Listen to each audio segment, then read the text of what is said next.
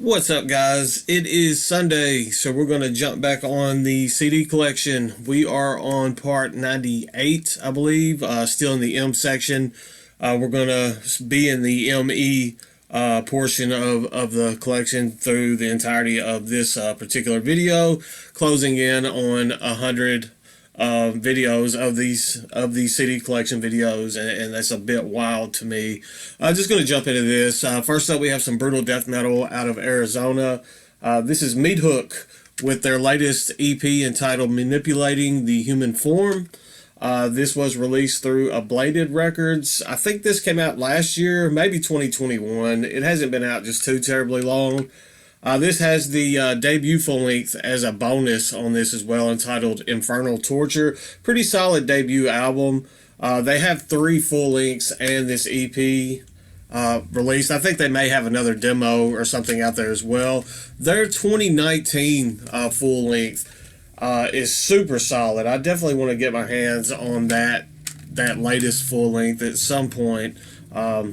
I say that all the time throughout these videos, but this was a solid little EP. I know some people were turned off a little bit by the production value on the drums on this, but I like the. I thought it kind of fit well with the murky sound that the band was going for on this. I enjoyed it, and if you're looking for this, you can still find it fairly cheap. So I definitely recommend picking that one up.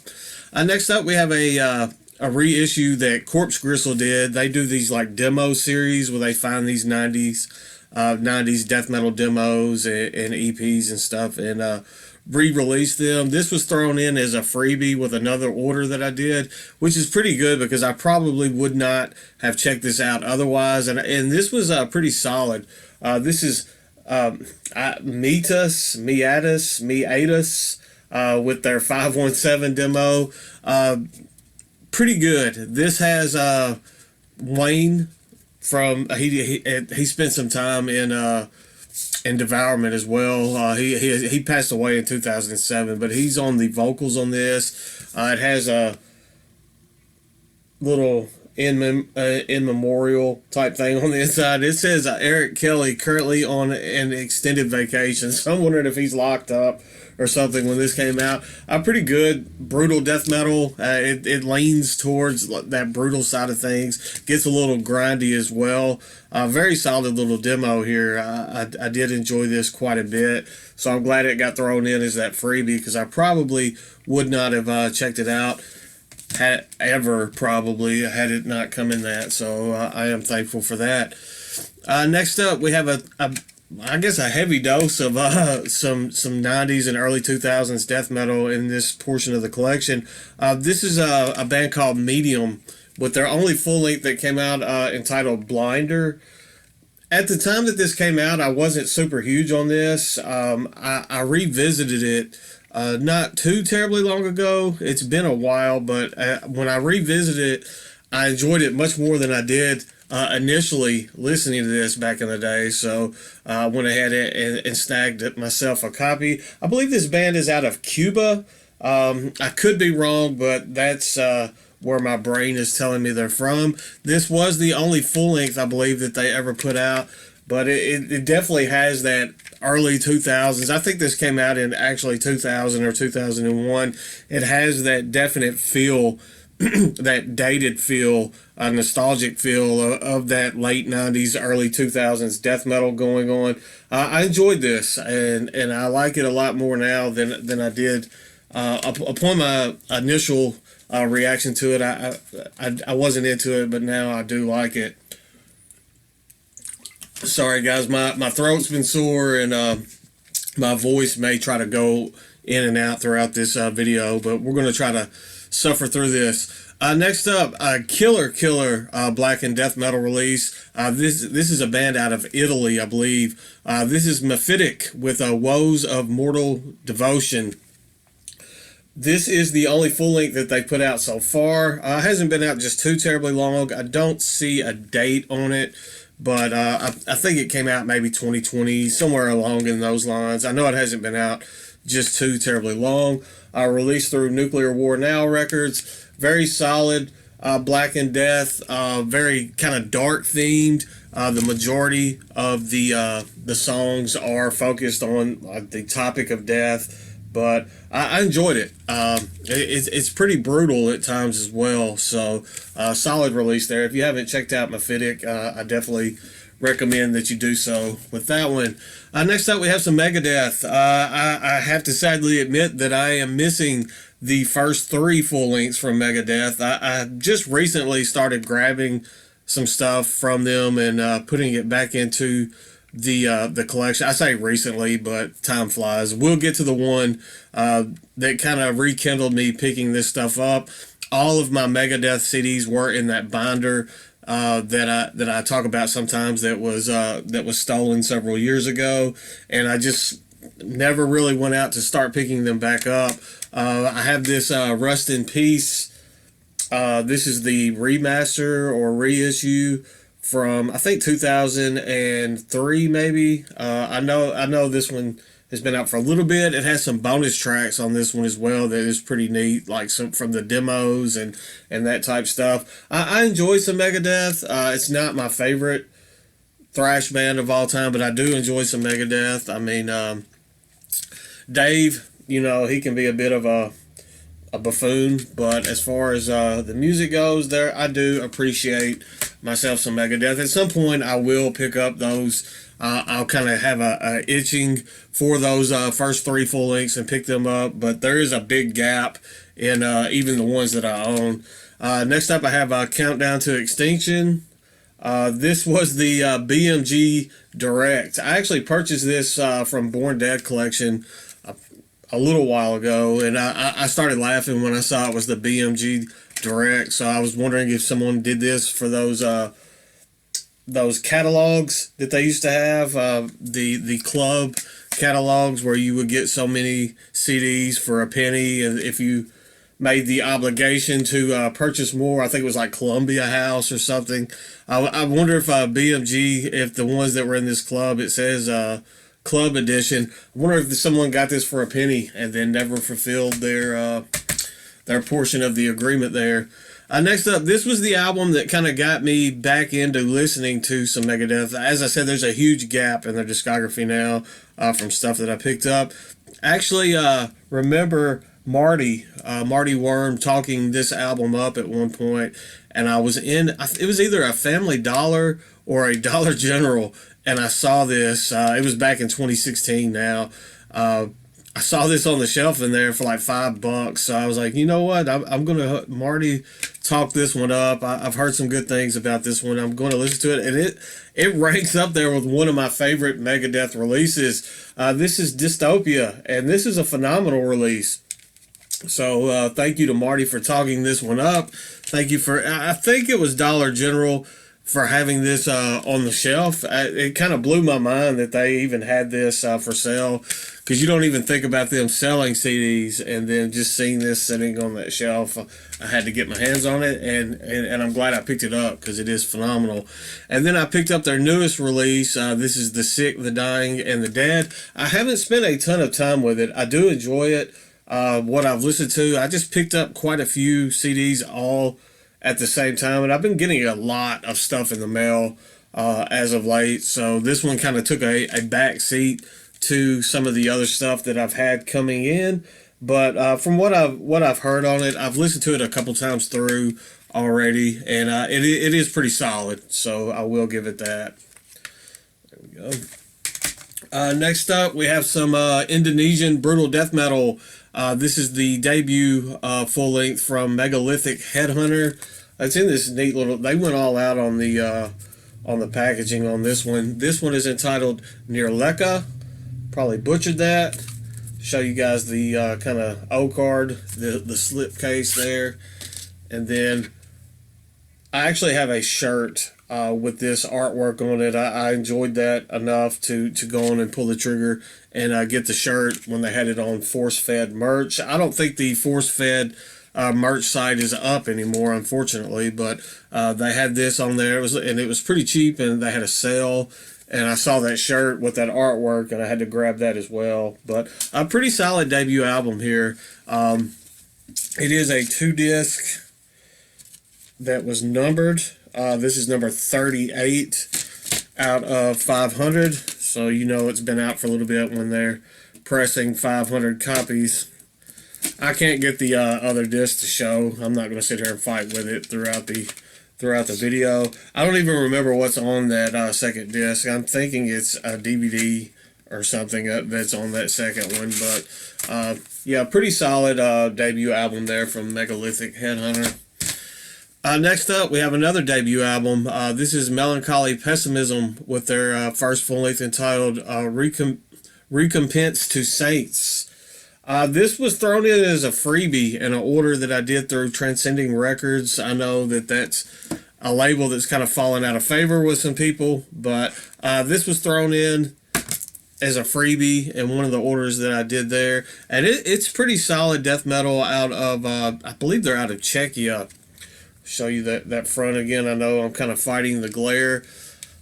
They get a little grindy. It kind of leans into that death grind territory at times, but it has also that 90s, this mid 90s kind of feel into their death metal. Actually, I think this came out maybe 95, 96, somewhere along in there.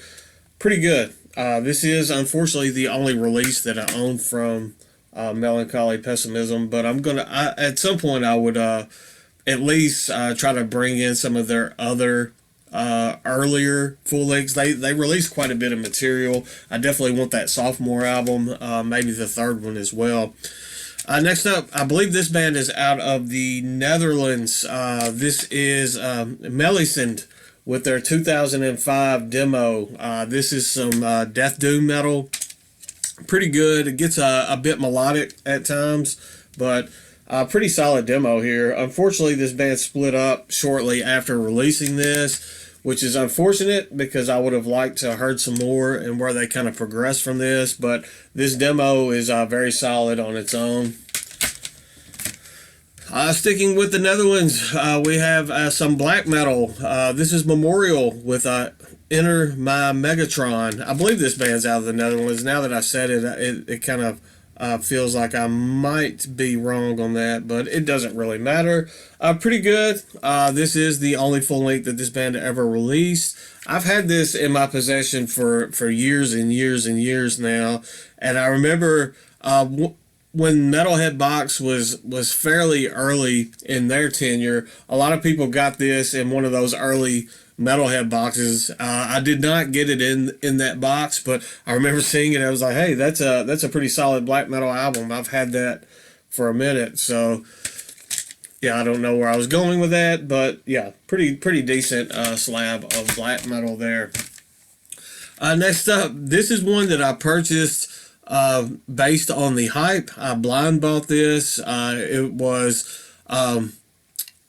it's progressive death metal, kind of progressive. It was hyped up as progressive death metal in the vein of Opeth. I read a review, and I don't know if they paid the reviewer to say that or what, but they were just like comparing this to early Opeth stuff and talking it up. It's not a bad album, but I mean, it doesn't, hold a candle to early Opeth. This is Memories of a Lost Soul with 7 Steps to Nothingness. It's not a bad release. It's very, very melodic. Melodic progressive death metal is the best way that I know to describe this. I haven't listened to it in quite some time. The initial kind of letdown, I know if I wanted to hear early Opeth, I should have just listened to early Opeth, but just when something's hyped up, and I've been let down several times with things being overly hyped. That's why I try to avoid overly hyped stuff nowadays, but I had my mind set that this was going to be just something phenomenal, and I was a bit let down with that, so it kind of has a sour spot with me still. Next up, we have Memory Garden with a Verdict of Posterity. We've got some 90s. Now we've got some 90s kind of doomy / power metal. Pretty good. I believe this band is out of Sweden. This was released in 1999. Pretty decent stuff here. Released through Metal Blade Records. This one is actually one of their weaker albums from what I've heard people kind of describe. So at some point I need to probably hear some other Memory Garden, because I did find this one to be enjoyable. I've had this one in the collection for forever now. So next up we have some pagan black metal. This is Mean Here with Die Ewigen Stein. This is the debut full length from this band. I found it to be pretty good. I believe they're out of Germany, but I'm not 100% sure on that. Very solid pagan black metal release. I haven't really looked too far into the band. I know they have some other albums out. It always concerns me a little bit to when I find a pagan black metal release that I really like, especially with all the kind of folky and kind of I don't know what you would call that, the like that border and stuff like that. It always scares me when I get to looking into it too much, because I'm always afraid that I'm going to find something that I don't like. Some of you know what I mean by that. Not going to get into that, but I haven't looked too deeply into that one, but I haven't seen just glaring concerning things yet, so that's always a good thing. Next up, we have Mental Home with Upon the Shores of Inner Seas. This was released through Century Media Records back in 2000. So a lot of stuff in this particular portion of the collection has a little bit of date on it. This is another one of those kind of doomy, progressive. This is like melodic doom is the best way that I know to put this one. Pretty decent release here as well. Does get very melodic, but a good release nonetheless. I bought this used somewhere many years ago. I mean, at this point, when something's over 20 years old, the brain is kind of there's no way for me to remember that. Next up, we have a band out of Denmark. It is not Merciful Fate. You were probably expecting that, but this is Mercenary with The Hours That Remain. This is a phenomenal release. I have got to get some more Mercenary in the collection. This is like melodic death metal.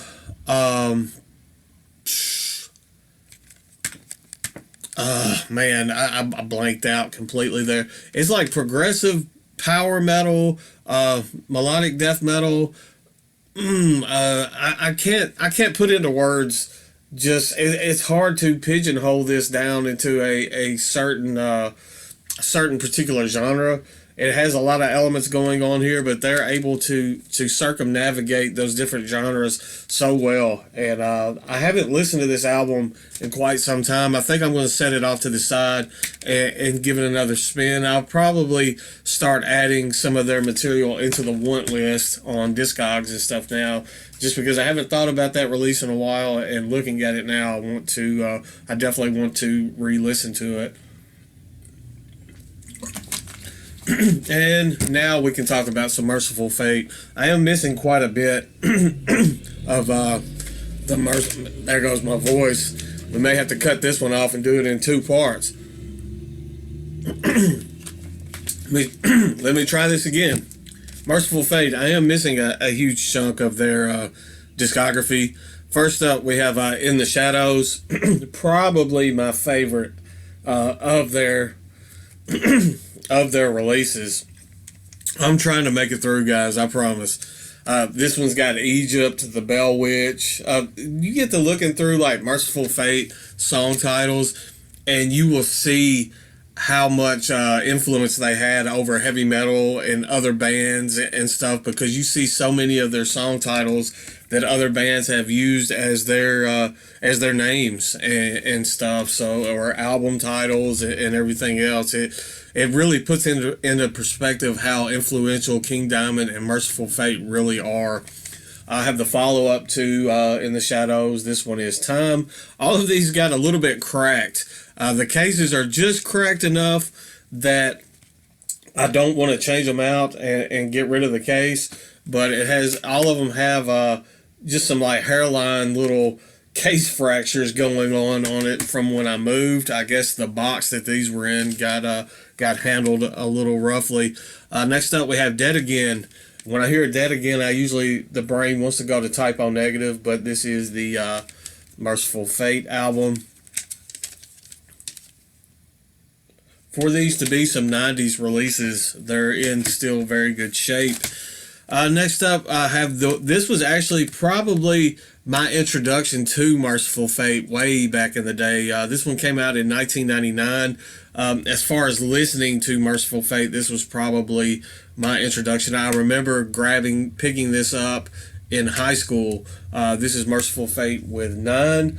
This is not the copy that I picked up in high school. That one is long gone. That was in the binder, but after that binder was taken, this was one of the first albums that I wanted to reach out as far as Merciful Fate stuff and pick back up, because it's just that nostalgia feeling. I know some people I wouldn't say that this is their best album, but for me, it's probably my favorite album from them, just because I have the memories tied up into the release. When I first heard this way back in high school, the vocals, the King Diamond vocals were I was taken so aback by those. I remember hearing those vocals. It was like, man, what am I listening to? And now it's just they've grown on me so much that I absolutely love them. And then I have this tribute album. It's Curse of the Demon, a tribute to Merciful Fate. And this one's pretty neat to have some of the bands that they have on here doing Merciful Fate covers. You've got Vital Remains is on here, Soilwork, Memory Garden, one of the bands that I just showed. Morta Skuld is on here, Deceased. It's pretty neat to hear some of those projects takes on Merciful Fate material. The disc on this tribute album compilation looks phenomenal as well. Next up, we have a band out of Russia, death metal. They started out as like traditional death metal and then morphed into brutal death metal. They have 3 full lengths. I am missing the debut at some point. I do want to get that in the collection because it is very good as well. Generally, you can find their albums fairly cheap, and that's a good thing. And it's a band that's been kind of overlooked, and I think a lot of you should check them out, especially if you're into this old school death metal stuff that is going on now. This is Merlin with They Must Die. This is the sophomore release, and it is pretty solid. I like this. This is where the band started kind of adopting a bit more of a brutal sound into their music. The band photo on this disc is hilarious. I could just look at that and laugh all day, but this is some more of that early 2000s, late 1990s death metal. I think that was probably early 2000s when that one came out. And then this is the last one that they ever put out. This is one is entitled Brutal Constructor from Merlin. This is when they went full-fledged brutal death metal, but they do it absolutely phenomenally. You can find this was released in 2004, so you can find this still to this day super cheap, and I definitely highly recommend that you do it. I would give this album, in my personal opinion, like a solid 8 out of 10. It is that good, and the fact that you can still get it that cheap with it being as old as it is, I say jump on it. Next up, the only Meshuggah album that I will ever own. This is Chaos Fear. I know I'm definitely in the minority when it comes to Meshuggah. This is the only album that I really like from the band. This one is back when they had the definite kind of technical thrashy stuff going on. They weren't overly groovy like they are in some of their stuff now. And for me personally, I feel a dose of death metal in this particular release. I think that's why I like this one. It is, as I said, probably the only one that I'll ever pick up. It's not one of the bands that I just follow or really find myself enjoying, but I do enjoy this album, and I guess it's just it is what it is. But this is probably the only Meshuggah album that I will ever own. Next up, some more 90s death metal, early 90s death metal. This is Messiah with Choir of Horrors. Very thrashy style of death metal, that early when death metal was just coming into being a thing. It was directly, kind of derived from thrash, and you get that heavy dose of thrash metal in this. But it is a solid release. Really love that one. I have the follow up to that as well, entitled Rotten Parish. These were both Russian bootlegs. If you're looking at it, thinking that these are in just phenomenal shape, that is because they are in phenomenal shape because they are Russian bootlegs. But they're getting so good at, these bootleggers at doing this stuff. If they went out of their way to get the right, like, jewel cases and kind of fluff up the liner notes a little bit, it would be almost impossible unless you just had like a magnifying glass on the CD matrix, to figure out that some of these are bootlegs, because they're getting that good at it. And then I have the one that came out after those two. This one is entitled Underground. This one is not a bootleg. You can still find this one. I think it came out in 95, 96. You can still find this one very cheap for an original, because it's not very good. So released on Rise Records. This one was out of Noise. No, not Rise Records. Noise Records out of Germany. I don't know why I said Rise, but yeah, it's definitely if you're looking to listen to some early, or just listen to some Messiah material in general, I would say avoid Underground, because that's probably the weakest album in their entire discography. Next up, this one is funny. We have some metal ballads. I got this at Hastings for like 75 cents. It is entitled Metal Ballads, but you have REO Speedwagon, Loverboy, Bonnie Tyler. You got some stuff in here. I got it for the Total Eclipse of the Heart. But I enjoy me some ballads every once in a while. There's no shame. If I was ashamed, I wouldn't show it in the video.